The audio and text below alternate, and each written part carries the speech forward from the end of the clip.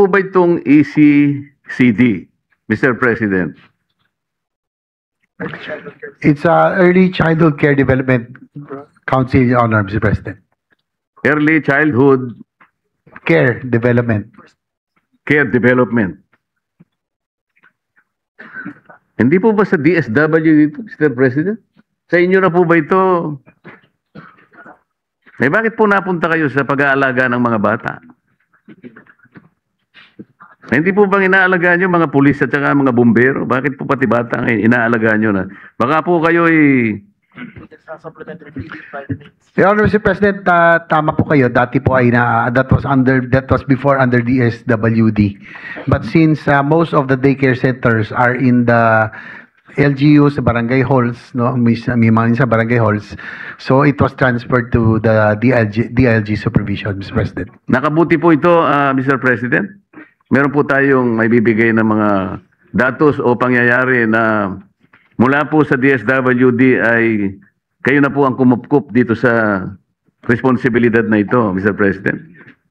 Your Honor, Mr. President, that remains to be seen as this will only be implemented this coming May 2026.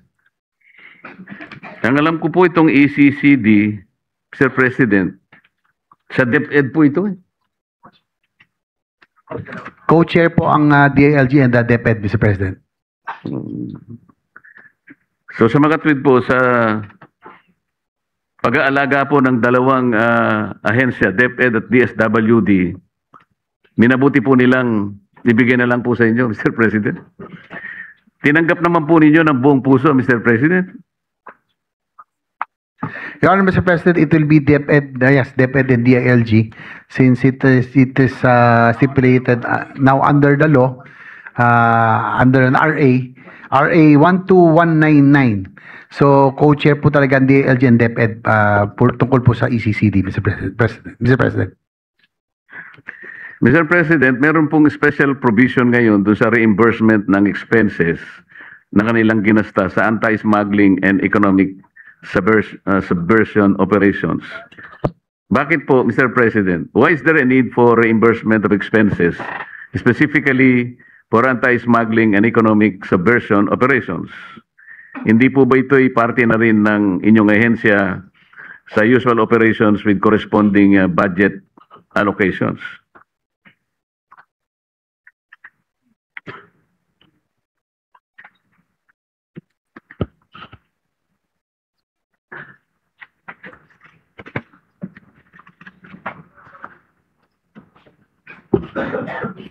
Your Honor, Mr. President, according to our DILG Secretary, they have not received any reimbursement, no? They just request.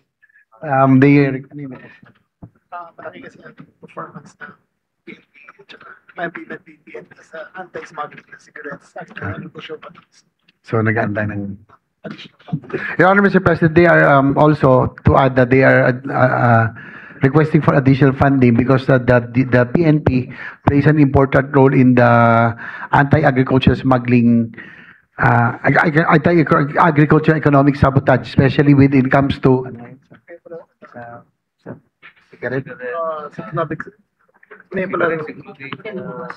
oil products.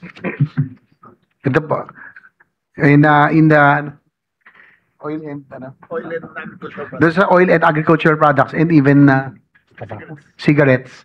Malaking bagay po yung nagiging papel po ng PNP, you know, in arresting those violators. So po yung so that's why the reimbursement of expenses incurred in the anti-smuggling and economic subversion operations they are requesting, no, so that they can perform better yung kanila pong enforcement capability, kasi ngayon po kumukuha sila ng pondo kung saan-saan. So for them to be able to perform their tasks as mandated by the anti-agricultural economic sabotage law, they are seeking for requesting for reimbursement of expenses incurred, Mr. President. I hope this can be justified, Mr. President, dahil kasama po kasi sa budget allocation. Although I believe an additional compensation, probably by way of reimbursement, can be siguro Pwede rin po siguro, kaya lang baka magkaroon po ng problema dahil naka-budget po. Yun lang naman po yung concern, Mr. President. No? Pero po, yung pong mga kargamento o mga items pong nako-confiscate ninyo, nakukuha po ninyo dyan sa mga iba't ibang mga gumagawa ng hindi mabuti, nai-inventaryo po ba lahat ito? At saka ito po ba'y naibebenta? Kung sakaling naibebenta, paano po na-account yun, Mr. President?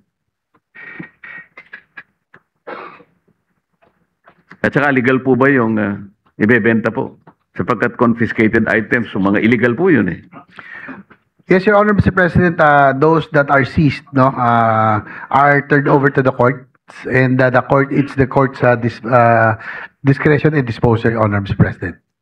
Wala pong naibebenta. Wala po silang ano eh. I don't think the DILG has that mandate, no, Mr. President. So it's the courts that will have the discretion. Salamat po. Meron po ang DILG na program, kung tawagin po ay Bantay Corruption. Ito po ay na-launch na yata noong pang October 2018. Ito po ay isang programa para makatulong po, ma-intensify po yung ating laban against corruption sa buong bansa. Ito po yata ay nagawa para siyang maging leader ng ating mga anti-corruption efforts at sa mga activities ng ating departamento. Pwede po bang malaman natin ang mga naging output natin, ang ating pagtatagumpay sa programang ito para malaman naman po ng ating mga kababayan na meron po namang ginagawang ganito ang DILG, lalong-lalo na po yung corruption na alam po natin ngayon ay biglang nabuyang-yang sa buong kapuluan dahil ito po ngayon ay nasangkot na pati po yung ating mga flood control projects. Sa inyo pong programa, meron po ba kayong naibahagi, halimbawa, dito sa pinag-uusapan at iniimbestigang flood control projects, ano po yung naging participation po ninyo? Kayo po ba ay nakatulong? Kayo po ba ay nakahuli dito sa investigasyon na ito para may bahagi po ninyo sa Blue Ribbon Committee kung sakasakali po? Dahil malaking bagay naman po ito. Ang LGUs po ay malaking isa pong importanteng partners po ng lahat ng ahensya kung ang pag-uusapan po ay ang pagbabantay ng katiwalian sa ating bansa. Your Honor, Mr. President, according to our DILG Secretary, they will be now shifting to, they will now be using technologies so as to prevent human intervention, no? Lalo na po dito nung sumabog po itong floodgate scandal. So one of the first steps is the establishment of an artificial intelligence or AI backbone for monitoring government construction projects, no? Para po lesser human intervention. So they will rely on technology, Mr. President. Tapos ito po. The year accomplishment, Mr. President, as of December 2024, 792 LGUs participated in BK programs, reinforcing public accountability webinars. 412 LGUs reoriented on public accountability. 100% of complaints against LGU officials and employees acted upon. And one policy recommendation developed, Mr. President. 10 minutes. Kasi po ang iniimbestiga pong bilang ng mga flood control projects hindi po bababa sa 9,000 projects. Iniisip ko po, Mr. President, sa dami po ng LGUs natin sa buong Pilipinas, ang barangay, mga barangay lamang po ay 42,000 mahigit na po, Mr. President. So, napakalaki po ng may tutulong ng Bantay Corruption. Ang tinatanong ko lang, baka sakali sa 9,000 flood control projects na atin pong iniimbestiga, baka meron po kayong napansin o nakita na naitala na talagang mga ghost projects talaga, makakatulong po kayo na makapagbigay ng kaukulang impormasyon sa ating Blue Ribbon Committee.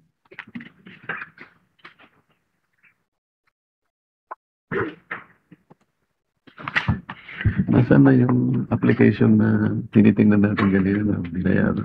Mr. President, what happened in the past, so because with the advent of with this floodgate scandal, ang nangyari po talaga, unfortunately, there are LGUs that are not even aware of this anomalous projects, no, according to the DLG Secretary.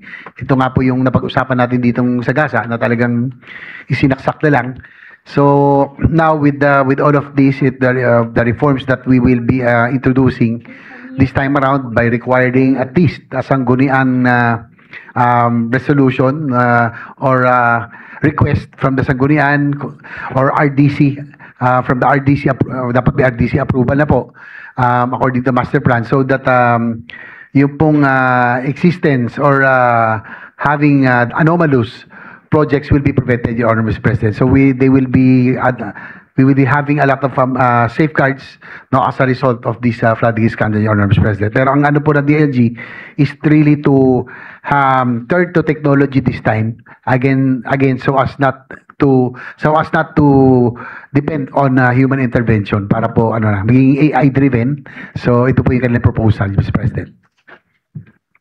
Napaka-importante po kasi, Mr. President, lalong-lalo na po itong program na ito ay nakabatay pa sa Sustainable Development Goal at tinitingnan ko po ang inyong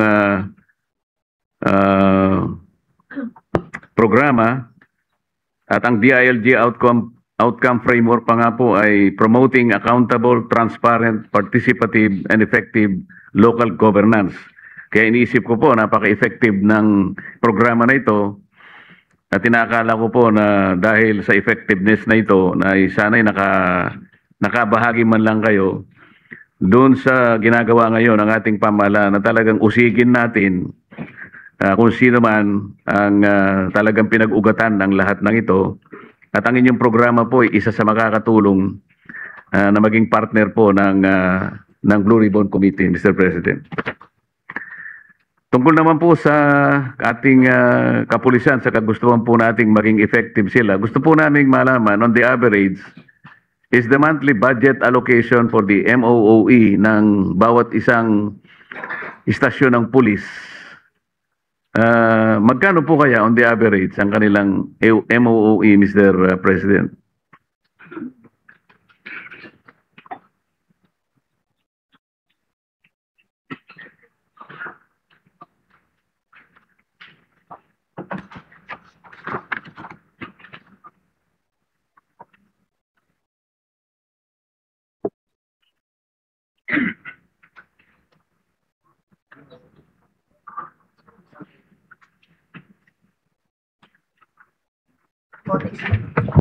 For next year, Mr. President, Your Honor, the ratio or per capita is 1:1:2,000, Mr. President. Sana po yung ratio ay sapat at makabuluhan, Mr. President, na pinag-uusapan natin kasi pagka hindi po sapat, ay alam naman po natin yung kanilang daily sustenance and operations maaaring makaapekto sa kanilang performance sa araw-araw.